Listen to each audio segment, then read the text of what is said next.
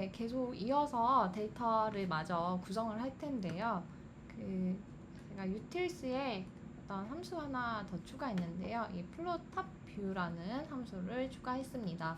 이 함수는 3차원 데이터를 우리가 다루고 있는데 이 3차원 복셀을 그릴 때마다 시간이 어쨌든 좀 소요되기 때문에 위에서 본 모습만 2D 플롯 형식으로 그리는 함수입니다. 그래서 굉장히 빠르게 시각화를 진행 가능해서 이제부터는 이 함수를 이용해서 시각화를 빠르게 진행을 할 거고요. 자, 그럼 저 plotTopView라는 함수를 이용해서 여기 이어서 시각화를 진행할 건데 plotTopView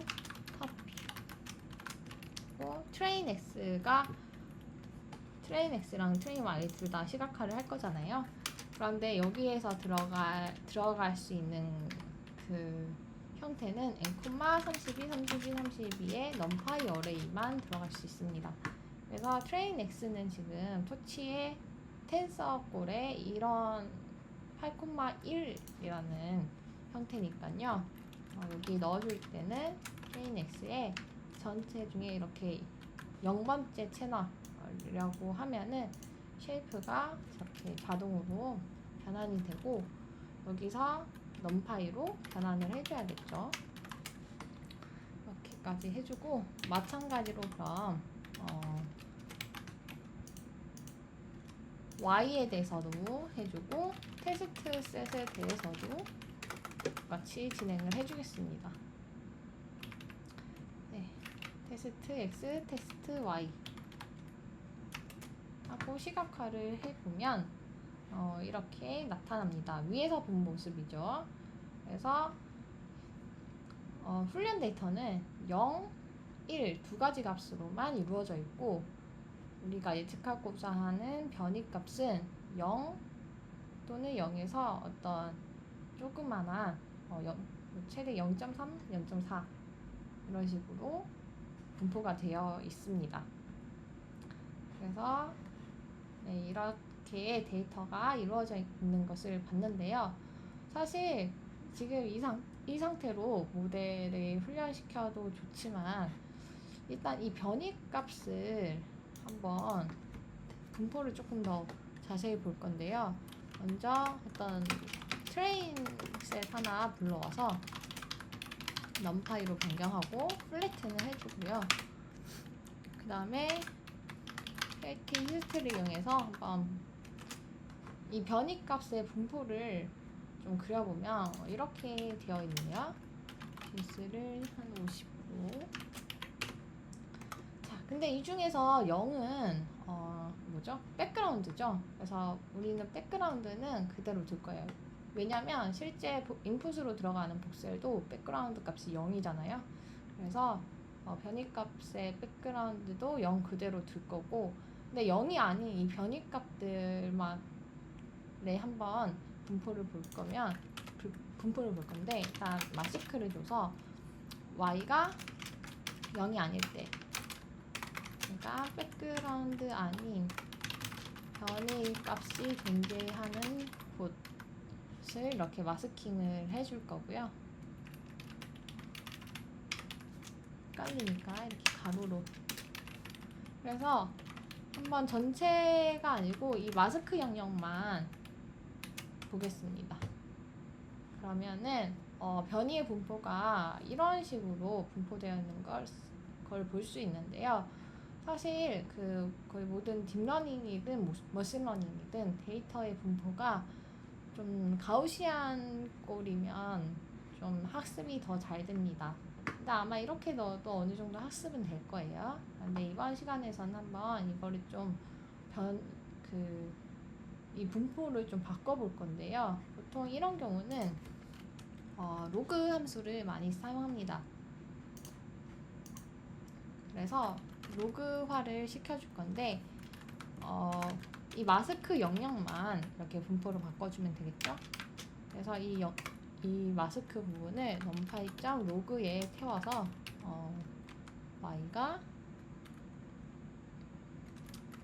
마스크인 부분을 넣으면 마스크 부분은 이제 로그화가 되어서 값이 변경이 되겠죠? 그럼 이제 분포가 어떻게 되는지 볼게요. 네, 뭔가 이제 이런 좀 더 가우시안 분포가 나왔는데, 근데 스케일이 0부터 마이너스 값으로 향하고 있어요. 그런데 저희가 볼 거는 이제 0에서 1의 인풋으로 들어가니까 그냥 여기 y도 좀 맞춰서 마이너스 1을 곱해 주겠습니다. 네, 그러면은 제가 여기 0부터 어떤 좀 가우시안 분포를 만들어내고 있는데, 이번에 또 스케일이 10까지 있죠. 근데 저희는 보통 이제 인풋도 0부터 1이었으니까 스케일링도 좀 0부터 1까지로 맞추기 위해 10으로 나눠주겠습니다. 네, 그래서 최종적으로 이렇게 변이의 분포를 이렇게 바꿔보았는데요. 전체 y를 한번 볼게요. 전체 y는 그러면 이제 0인 부분은 어떤 데죠? 0인 부분은 확실한 백그라운드 영역이 된 거고요. 이 외의 부분은 이제 변이의 값이 들어가 있는 걸로 보시면 되겠습니다. 그래서 데이터를 처음 그냥 그대로 넣는 것보다 이런 식으로 조금 변환을 해서 데이터를 만들 거고요. 자, 그러면 이 부분을 복사를 해서 데이터 로더에 넣겠습니다. 그래서 필드를 할 때